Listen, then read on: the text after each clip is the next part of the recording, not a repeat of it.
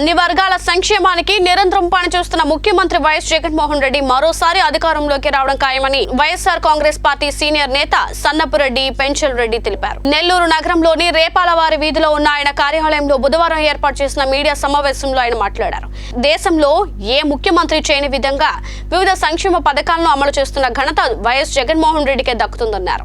అంగన్వాడీలు, పారిశుద్ధ్య కార్మికుల వేతనాలు పెంచింది వైఎస్ఆర్ కాంగ్రెస్ పార్టీ పరిపాలనలోనేనని వివరించారు. కొంతమంది కార్మికులను రెచ్చగొట్టి ఆందోళన కార్యక్రమాలు చేస్తున్నారని, ఇకనైనా అంగన్వాడీలు, పారిశుద్ధ్య కార్మికులు వాస్తవాలు గమనించాలని సూచించారు. ఆశా వర్కర్స్ 3,000 రూపాయల జీతం ఉన్నింది 2019 జగన్మోహన్ రెడ్డి గారు ముఖ్యమంత్రి కాకముందు. అటువంటి వ్యక్తులకి 10,000 రూపాయల జీతం చేశాడు.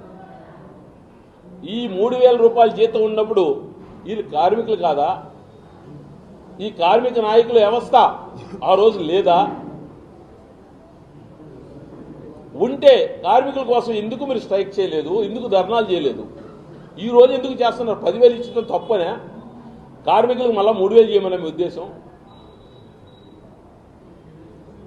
దీన్ని బట్టి చూస్తే ఇది కార్మిక ఉద్యమం కాదు అని మా భావన. గిరిజన సంక్షేమ శాఖలో 400 రూపాయలుండి 4,000 రూపాయలు చేశాడు. 2019 ముందు 400 రూపాయలు ఉన్నాయి అక్కడ పనిచేసే వాళ్ళకి. జగన్మోహన్ రెడ్డి గారు ముఖ్యమంత్రి అయిన తర్వాత 4,000 రూపాయలు చేశారు. ఈ 400 రూపాయలు ఉన్నప్పుడు ఈ కార్మిక సంఘ నాయకులు వాళ్ళు కార్మికులుగా గుర్తించలేదా? లేక ఆలోచన వేరే విధంగా ఉన్నిందా? అప్పుడు ఎందుకు చేయలేదు ఉద్యమం? ఈరోజు చేస్తున్నారంటే ఇది నిజంగా కార్మిక ఉద్యమా కాదా అనేది మీరు ఆలోచించాలి. పోలీస్ వ్యవస్థలో హోంగార్డ్స్ జీతాలు 18,000 రూపాయలు ఉన్నాయి.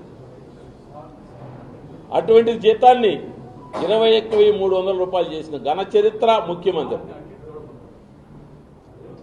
మేము ఆ పోలీస్ వ్యవస్థ కూడా వాళ్ళు అడగల నేను పాదయాత్రలో కనుక్కొని చేసి